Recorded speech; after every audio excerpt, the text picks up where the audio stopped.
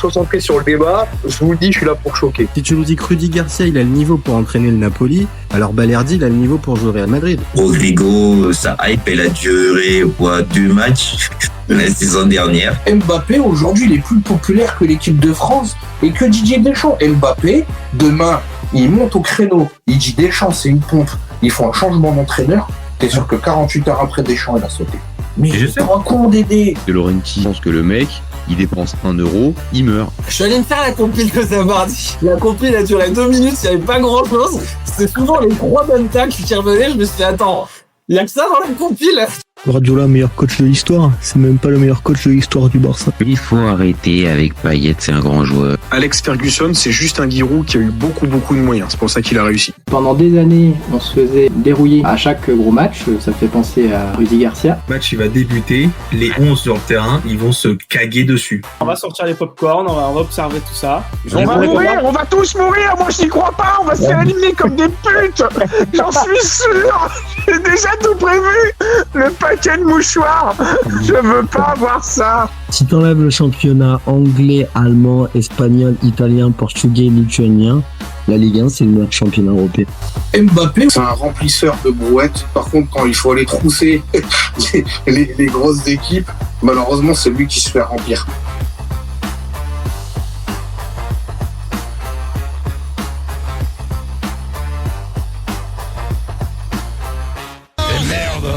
Salut à tous, super content de vous retrouver au beau milieu de la nuit. Ouais, là il est 4h52. Donc au beau milieu de la nuit pour un nouveau débrief mondial 2026 du FC Copain. Alors là, on va débriefer le Brésil qui vient de jouer contre Haïti. Et on va se poser un peu la question, les copains, de savoir s'ils ont enfin lancé leur compétition, les Brésiliens. Et ouais, je vous spoil un peu, je suis pas sûr qu'on peut dire ça pour nos copains brésiliens. Bon, comme d'habitude, les copains, n'hésitez pas, hein, vous envoyez vos commentaires, vos tops, vos flops, vos questions, vos réactions. Dites si je raconte n'importe quoi ou si vous êtes plutôt d'accord avec ce que je suis en train de vous dire. Si vous découvrez la chaîne, petit like, c'est cool, mais abonnez-vous, c'est ce qui nous donne envie de continuer jusqu'à pas d'heure pour parler foot avec vous, les copains. Et voilà, une fois qu'on a dit ça, on va pouvoir rentrer dans le vif du sujet, comme on dit d'habitude sur cette chaîne, et pour les débriefs, les copains. Ouais, je suis un peu souriant parce que je suis un peu ironique. J'ai envie d'être un peu ironique pour ce débrief. Ouais, je vais descendre un peu du train Brésil. Très clairement, ce match-là ne me rassure pas du tout sur la capacité du Brésil à au moins produire du jeu. Là, vraiment, je vous le dis, les copains, je vois pas comment ils peuvent. Je vois pas. Donc voilà, il y a plusieurs éléments qui peuvent nous dire ça. Donc est-ce qu'avec ce 3-0, on a la sensation que les Brésiliens ont enfin lancé leur compétition? Je suis pas sûr. Vraiment, je suis pas sûr. J'ai plutôt la sensation qu'en fait, les Brésiliens, ils ont fait le boulot. Ils ont fait le boulot, un peu à l'image d'une équipe d'Ancelotti, en fait. C'est-à-dire, la qualité de jeu, bon, on s'en cogne un peu. L'important, c'était d'aller prendre les 3 points avec un écart. Donc, il y a 3 buts d'écart. Voilà. 3 buts d'écart. Qui sont bien payés en plus, hein. Qui sont bien payés, ces 3 buts d'écart. Mais ça suffit, en fait. Ça suffit. Donc, voilà. On donne tout de suite les compos, pour ceux qui n'auraient pas vu le match. Donc notre ami Carlo, il part avec Alisson dans les buts, ça n'a pas de changement. Douglas Santos sur le côté gauche, Gabriel Marquinhos en l'axe central, Danilo à droite. Et puis, bon, sur ça, il n'y a pas trop de. Ouais, encore une fois, je vais pas faire le même constat à chaque match, mais on est loin des Cafu Roberto Carlos. Mais bon. Milieu de terrain. Ouais, peut-être il y a 3-4 ans, peut-être que ça pouvait coller. Mais Paqueta, Casemiro, je répète bien Casemiro.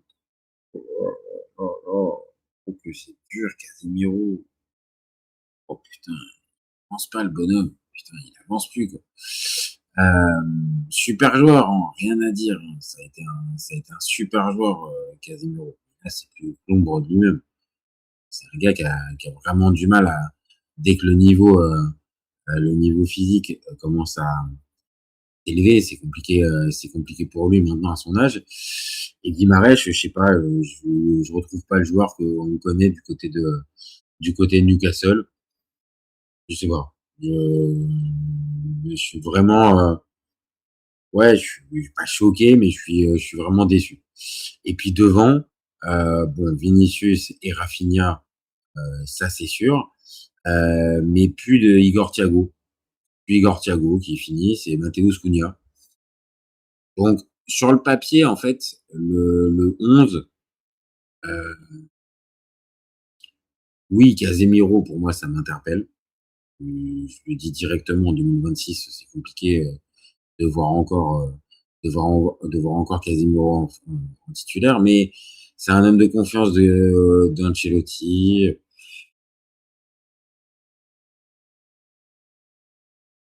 Ouais, mais non, mais c'est bon, quoi. Carlo, on t'adore, quoi, mais tu pourras arrêter de manager au statut, quoi. Peut-être que ça va marcher, hein. Peut-être que Casemiro va nous faire une vraie Coupe du Monde, deuxième partie de Coupe du Monde, parce que là, le début, il est quand même dur.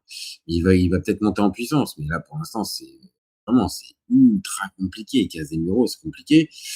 Bon, par contre, il enlève Igor Thiago pour mettre Cunha. Bon, ça porte ses fruits. Parce que, évidemment, il y a les 2 buts pour Cunha. Et ça va lui faire du bien. Je rappelle que le gars, il avait planté qu'un seul but en Seleção. Là, ce soir, il a mis le double de ce qu'il avait marqué en, je sais plus, je crois que c'est plus d'une dizaine de matchs. Donc c'est positif. Et au-delà des buts, il a été beaucoup plus intéressant dans ce qu'il propose, dans ce qu'il peut amener à son équipe. Maintenant, ce qui est sûr et certain, pareil, je parlais de Cafu et Roberto Carlos, mais bon, on est loin de R9. Hein. Mais on est même loin d'un 9 de très haut niveau. Et je suis même pas sûr, si on va par là, je suis même pas sûr que Matheus Cunha, ça soit un vrai 9. Je sais plus que c'est un 9,5 ou un truc, un genre qui tourne autour d'un attaquant, mais pas un vrai 9, pas un pur 9. Donc à ce niveau-là, on peut toujours se dire la même chose. Pourquoi Joao Pedro a pas été pris et que même si moi je le dis au moment de sa non-sélection, je suis pas forcément mécontent. Bon, là, plus le temps passe et plus je me dis qu'un Joao Pedro aurait pu, même avec son style un peu particulier, il aurait pu amener quelque chose. Très clairement. Maintenant, factuellement sur cette équipe, on voit du vert dans les notations. Bon, ils sont gentils sur Casemiro, hein, mais Casemiro, jamais de la vie, il doit avoir une bonne note. Hein. Je vous le dis, il est en souffrance pendant une bonne partie de la rencontre et ils ont de la chance, les Brésiliens, de pas s'en prendre un parce que on n'en parle pas, mais ouais, sympa l'équipe d'Haïti. Hein. C'était déjà le cas contre l'Écosse. Là, ils ont essayé de jouer. Ils ont essayé de jouer. J'ai bien aimé le côté gauche avec les 2 gars au nom improbable, Expérience et Providence. Vraiment. J'ai trouvé que ça essayait. On n'était pas sur une équipe qui qui a mis le bus et qui s'est dit bon bah ça aurait pu marcher hein, vu que le Brésil était en manque de certitude. Je pense qu'ils auraient pu largement les faire chier en mettant une équipe beaucoup plus basse. Mais au contraire, ils ont joué leur jeu et à jouer leur jeu et à laisser des espaces comme ça, bah ouais, forcément. Tu laisses des espaces et bah, un mec comme Vinicius a pu s'en régaler. Alors c'est euh, pour moi c'est l'homme du match. Alors, il y en a qui vont dire que c'est Cunha parce que parce qu'il a planté les 2 buts. Mais pour moi, Vinicius est l'homme du match parce que c'est le détonateur encore une fois.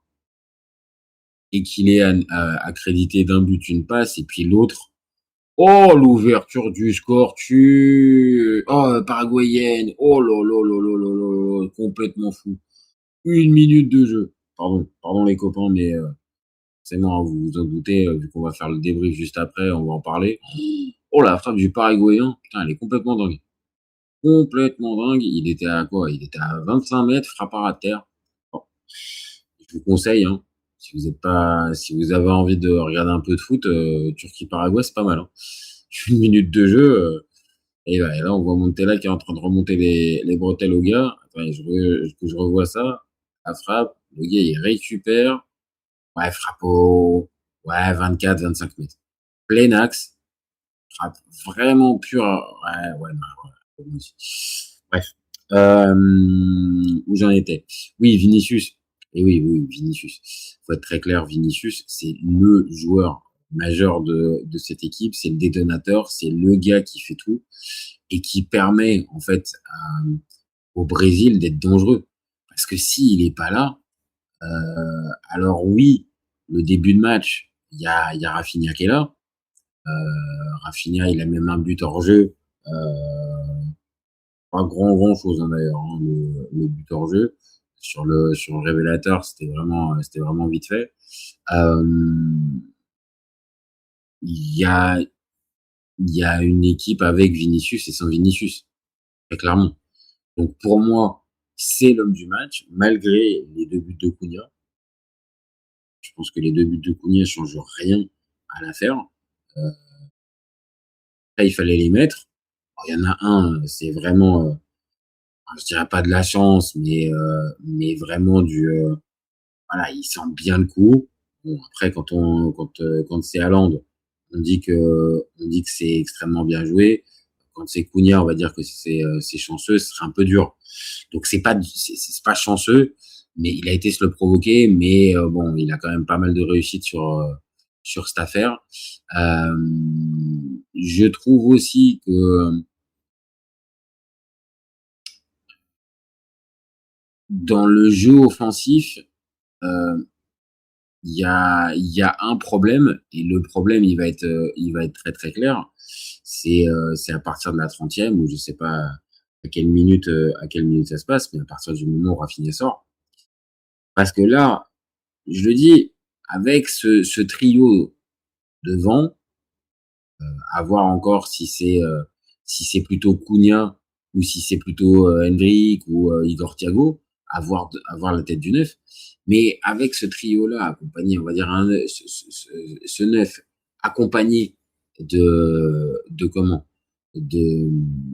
Vinicius et Rafinha, bon, on peut se dire que le Brésil a peut-être des chances de pouvoir faire un parcours.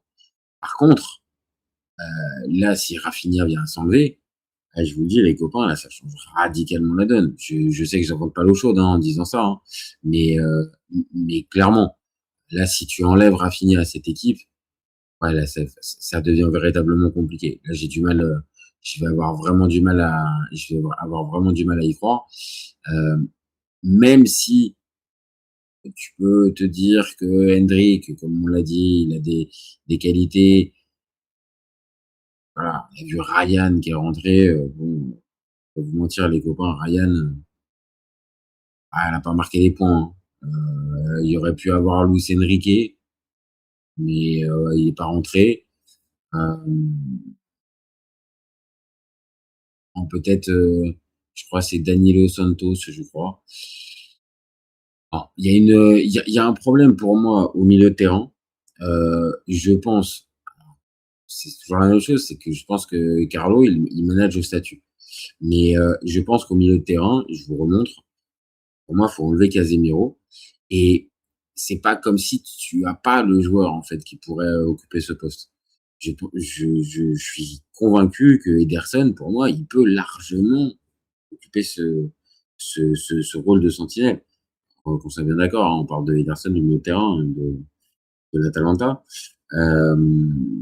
Mais c'est, voilà, on peut pas continuer avec Casemiro, qui joue de la sorte, qui ralentit véritablement le jeu. Je suis en train de regarder à quel moment il rentre. Ederson, il rentre qu'à la 81e. Casemiro ne sort pas. Hein. Ouais, on va vérifier, il sort pas. Non, pour moi, il y a un souci. Parce qu'en plus, l'association avec Guimarães dans la récupération, accompagné de Paqueta, ça colle pas. Hein. Ça colle pas du tout. Hein. Ce milieu-là, il est pas cohérent, il est pas homogène. Alors oui, au bout d'un moment, Paqueta, il arrive à te faire des diffs, bien sûr, parce que c'est un super joueur techniquement, mais dans l'ensemble, son match, il est pas bon. Dans son ensemble, le match est pas bon, ça manque de continuité. Et bon, on pouvait être un petit peu faire un peu la fine bouche après la première mi-temps, mais bon, en première mi-temps, il y a quand même 3-0. 3-0 à la mi-temps, tu peux te dire, bon, cette équipe-là, elle a quand même fait le boulot. Bon, on va voir, elle va sûrement dérouler en seconde et elle va sûrement en marquer un 4e ou un 5e. Puis bah non, les copains. Ah non. Bah non, parce qu'en fait, ce qui s'est passé dans cette rencontre, c'est que la deuxième mi-temps, bah ils ont plus rien foutu, les Brésiliens. Ils ont plus rien foutu. Et on a vraiment assisté à une équipe haïtienne qui alors était maladroite. C'est ça le problème dans ce genre de match, c'est que t'as une équipe en face qui est quand même, oui, dans le dernier geste et dans les intentions de jeu un peu naïve et sans joueur phare qui peut t'emmener tout le monde. Bien sûr. Maintenant, ils ont eu le mérite d'essayer, de tenter.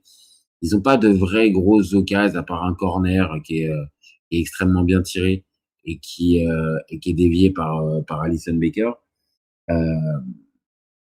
Mais ils ont plus d'une fois mis en danger Haïti. Il suffit juste de regarder le momentum sur le côté de l'écran pour voir que toute la deuxième période, c'est eux qui ont oui, plutôt la mainmise et la maîtrise, et le Brésil n'essaye juste qu'en contre de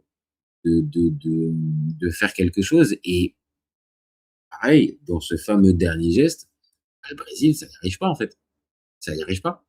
Donc là où il va falloir vraiment trouver une solution, c'est sur l'efficacité, pareil que les deux équipes du soir, le Brésil, le Maroc et les États-Unis. Il va falloir gagner en efficacité, parce que là, ce soir, le match contre Haïti, bon, bah, bien sûr, tu peux toujours te dire, c'est 3-0 contre une équipe qui a fait chier l'Écosse et qui est pas si mauvaise puisqu'elle est en Coupe du Monde. Oui, mais non. On va pas se mentir. Je pense que là, il faut être très clair. Le Brésil doit remonter et très significativement son niveau de jeu. Et offensivement, il va falloir trouver la clé. Hein. Donc là, Carlos, je sais pas comment il va falloir faire, mais il va falloir vite t'y mettre, parce que sinon, en fait, on va arriver à un système où le Brésil va, dès qu'il va tomber sur une équipe dire de plus ou moins haut niveau, ça va être terminé. Merci, au revoir. Donc c'est ça en fait le vrai problème. C'est ça pour moi la vraie limite au Brésil de 2026, c'est que cette équipe, non, pour moi, elle lance pas son mondial en fait. Ce soir, elle a pas lancé son mondial. Ce soir, elle a elle a acté sûrement sa présence pour le second tour, donc à partir des 16e de finale. Maintenant, elle te donne aucune garantie. Il n'y a aucune garantie. Je le répète, tu gagnes 3-0 à la mi-temps et en seconde, t'en fous pas une. T'en fous pas une.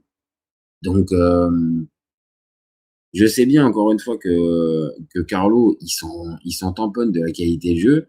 Lui, ce qui l'intéresse, c'est l'efficacité, c'est aller au bout, c'est le chemin, c'est le chemin parcouru, plutôt que comme je l'ai dit, la qualité de jeu. Bien sûr. Maintenant, tu pourras pas aller bien loin, je pense, avec cette qualité de jeu. Je pense que ça va être rédhibitoire à un endroit pour ce Brésil. Alors, surtout si tu viens à perdre, bon, je sais pas, je suis pas médecin, hein, mais quand on voit Rafinha se tenir la cuisse de cette manière-là, ça sent pas bon. Ça sent pas bon. Alors, soit c'est par précaution, et auquel cas, tu l'auras peut-être pas pour le dernier match contre l'Écosse, et tu les récupéreras peut-être pour les 16e, voire les 8e. Par contre, si c'est vraiment contracture et ce genre de truc, c'est 3 semaines, bon, voilà, on s'est compris, ça veut dire que Rafinha est pas là. Et s'il y a pas Rafinha, là, par contre, je vous le dis, les copains, ça change la donne. Ça change véritablement la donne, parce que je vois pas le seul Vinicius porter sur ses épaules le Brésil à lui tout seul. Bien sûr, c'est pas une équipe de peintres ou une équipe complètement sans talent à ses côtés, mais ça va être le seul vraiment joueur de classe. Et tu pourras toujours compter les deux défenseurs centraux, mais pour moi, il y a un vrai problème, c'est que les deux défenseurs centraux, ils ont des profils qui sont assez similaires, qui sont assez lents, et ça t'empêche à certains moments de jouer très très haut ce type de défenseur-là. À voir, hein, mais voilà, individuellement, ils sont très très bons. Par contre, en termes de complémentarité, j'ai vraiment des doutes. Et c'est les deux seuls autres joueurs de classe. Parce qu'Alisson Becker est un gardien de classe, mais il sort d'une saison et demie vraiment compliquée. C'est compliqué les 12 mois qui viennent de passer là. Ça a été tendu. Et après, sur les côtés, oui, j'ai du mal à penser qu'on a des vrais bons joueurs. Donc, je sais pas, hein, à voir, hein, mais est-ce que Martinelli, ça peut être la solution? Ce que je veux dire, c'est Martinelli, quoi. Donc, je sais pas, j'ai des doutes. Vraiment, j'ai des doutes. Maintenant, pour cette fameuse 16e, pour cette fameuse première place de groupe, bon, il y a encore moyen pour le Brésil de la conserver, hein. Si tu bats le Maroc, si tu bats l'Écosse, pardon, avec un écart suffisant par rapport au Maroc qui bat Haïti, tu peux arriver très vite, je sais pas, mais tu peux arriver à te qualifier, alors certes sans gloire, mais réussir à te qualifier. Vraie question, c'est est-ce que le Maroc est en capacité de pouvoir aller chercher un gros écart par rapport au Haïti? Je sais pas. Sur ce qu'on a pu voir, il y a des doutes. Je sais pas si le Maroc est en capacité de mettre, voilà, les 4 buts d'écart, qui est ce qu'il faudrait. Maintenant, est-ce que le Brésil va pas tomber dans le piège face à l'Écosse? Là, par contre, il y a vraiment match. Et là, on n'a pas forcément de garantie. Maintenant, il y a aussi l'autre point, c'est-à-dire la pression sur ce Brésil 2026. Est-ce que ça suffira, ce qu'on a réussi, ce qu'on a pu voir pour faire les 16e? Je le dis oui. Faut pas se mentir, hein. hormis un scénario complètement dingue, les Brésiliens, ils passent au tour suivant. Il n'y a pas de débat. Maintenant, est-ce que ça sera suffisant, comme je dis, dès qu'il va y avoir un adversaire compétitif? Moi, j'en doute vraiment. Et pourtant, je faisais partie des équipes des gars un peu hypés par cette sélection, en me disant, c'est pas si mauvais que ça. On les voit pas forcément arriver. Avec Carlo, peut-être que là, il y a vraiment beaucoup de secteurs où ça me paraît trop léger. Donc, peut-être que je me trompe, mais voilà. Si on doit répondre à la question posée dans le débat, est-ce que le Brésil a enfin lancé son mondial? Moi, j'ai envie de dire que non, les gars. J'ai envie de dire, je vais pas me laisser attraper par ce match, contre Haïti. D'ailleurs, si on doit montrer la note que moi je mets, les copains, moi on part sur un 4,5. Ah, j'ai pas aimé le match que j'ai vu, hein. Vraiment. C'était loin d'être dingue. Il y avait, alors c'est pas qu'il y avait peu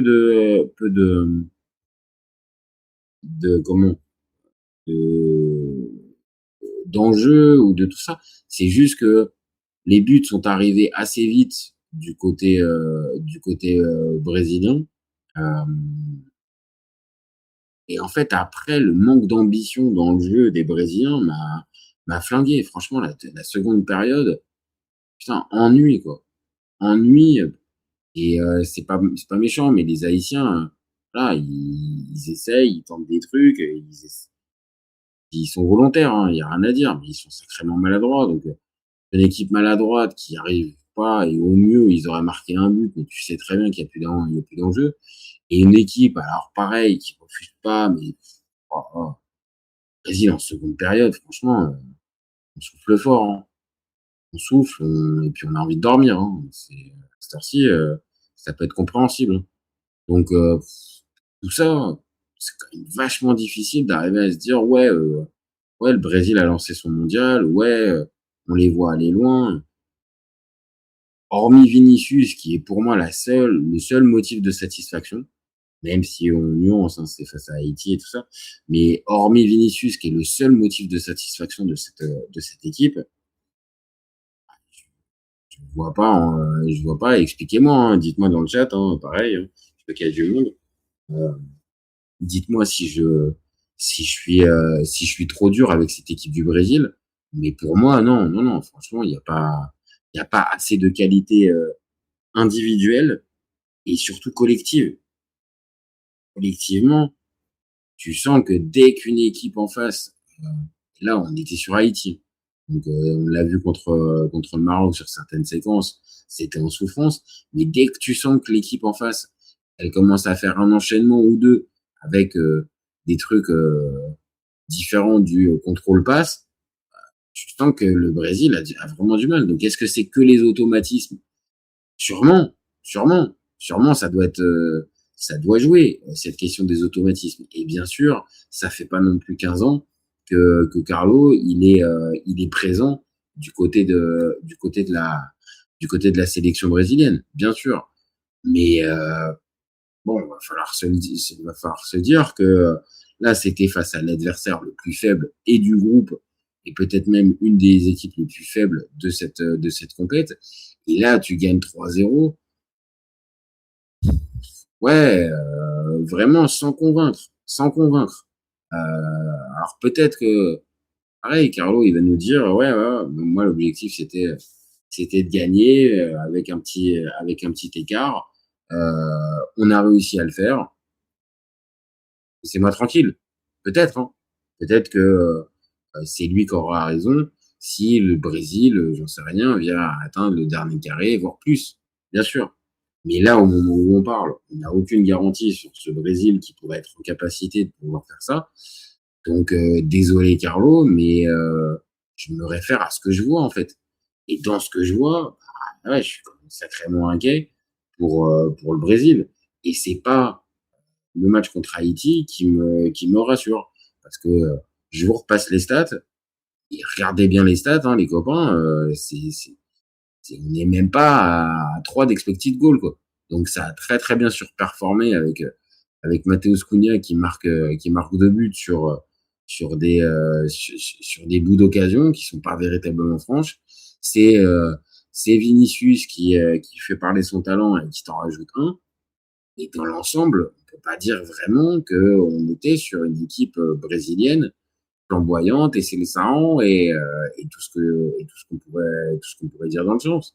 Donc moi j'ai du mal, vraiment j'ai du mal à m'enthousiasmer sur cette équipe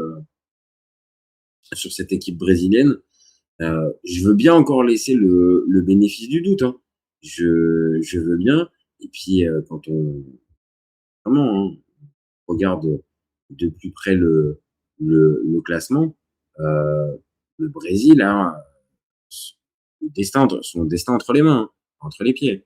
Donc une victoire contre l'Écosse, normalement ça suffit, sauf si le Maroc a décidé de coller un véritable tarif. Donc l'objectif va être tenu. Par contre, on le sait, au Brésil, on est attaché à la qualité de jeu, à ce que ça peut provoquer comme sentiment, comme passion et comme déraison à certains moments. Ouais, bah Carlo, il n'est pas tombé dans la meilleure ambiance pour un gars pragmatique comme lui. Tombé dans d'autres pays, peut-être qu'on aurait été beaucoup moins regardant sur la qualité de jeu. Au Brésil, on l'est forcément.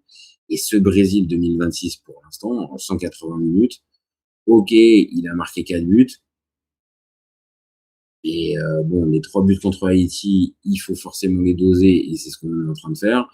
Et le but contre le Maroc, très bien, mais c'est sur une action individuelle, c'est sur un exploit. Donc, bien sûr, le Brésil a son joueur clutch. Il a Vinicius qui est en capacité de pouvoir marquer contre quasiment n'importe qui, je pense. Maintenant, c'est trop peu accompagné et sans Rafinha maintenant, voire pareil, combien de temps notre ami Rafinha il va manquer de temps. Sans lui, j'ai quand même du mal à penser que le Brésil va pouvoir se qualifier jusqu'au dernier carré, parce que ça sera ça, on va dire, le véritable objectif, c'est le dernier carré pour ce Brésil. J'ai du mal à y croire. Vraiment, j'ai du mal. Enfin, dites-moi pareil, hein, dans le chat, hein, si pour vous il y a des motifs de satisfaction, si pour vous le Brésil a vraiment lancé son mondial. Moi, j'en attends plus, sans me faire berner avec ce que j'ai pu dire tout à l'heure du Brésil, 5 fois champion du monde, et ceci et cela. Non, je suis pas là-dessus. Ouais, on a mis ça que dessus. Le Brésil, 5 fois champion du monde, et voilà. Mais quand même, on doit être plus exigeant avec ce Brésil.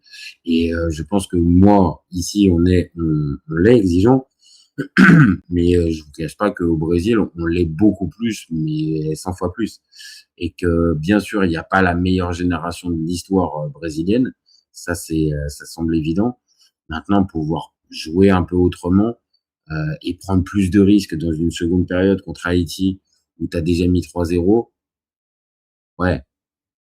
Parce que au-delà du score, ce que tu loupes un petit peu dans ce genre de match-là, en ne marquant pas plus, c'est que tu donnes de la confiance. Tu donnes de la confiance à ton groupe, à tes joueurs, et ça permet aussi d'avoir une meilleure gestion de groupe, peut-être aussi. Donc, bon, victoire fait du bien toujours, mais je pense qu'il y aurait pu avoir matière à vraiment aller chercher le 4, le 5, le 6. Et Carlo, on le connaît. Je l'adore vraiment. Pour moi, pour moi et pour tout le monde, c'est une référence ultime. Mais le côté conservateur, on fait attention et tout ça, tu me fatigues, Carlo. Tu me fatigues. Donc, lâche un peu les chevaux, surtout quand tu as besoin de confiance et que tu joues à Haïti et que tu as 3-0 à la mi-temps. Dis à tes joueurs de se lâcher un peu plus, quitte à peut-être en prendre un ou deux mais aller en coller 3-4 de plus et faire un vrai score, marquer les esprits, donner de la confiance et de la sérénité. Bon, pour moi, ça aurait été mieux. Mais bon, on va pas changer Carlo. Ouais, les copains, moi je vais m'arrêter là, une trentaine de minutes. Parce que j'ai fait le tour de cette victoire brésilienne face à Haïti. On arrive à la pause fraîcheur côté Turquie-Paraguay, toujours 1-0 avec ce but magnifique. J'ai pas le buteur, mais but magnifique, toujours 1-0. Ils sont toujours maladroits les Turcs. Ils ont l'air d'être partis comme contre l'Australie. De toute façon, on revient tout à l'heure pour faire le débrief, les copains. Donc merci à tous d'avoir suivi. Le live va être dispo en replay dans quelques minutes. N'hésitez pas à commenter, liker et partager même après la diffusion du live. On répond toujours aux meilleurs commentaires. N'hésitez pas, comme je le dis d'habitude, à vous abonner. Si vous avez découvert le live, voilà, besoin de ça nous donne de la force et ça nous donne envie de continuer, surtout à cette heure-là. Si vous avez envie de participer à un moment donné au live, un mail à copainfc@gmail.com pour venir parler d'un sujet qui vous chauffe. Et puis le live aussi va être dispo dans quelques dizaines de minutes sur toutes les plateformes d'écoute, type Deezer, Spotify, Apple Podcast et tous les autres. Et puis voilà, j'ai dit l'essentiel.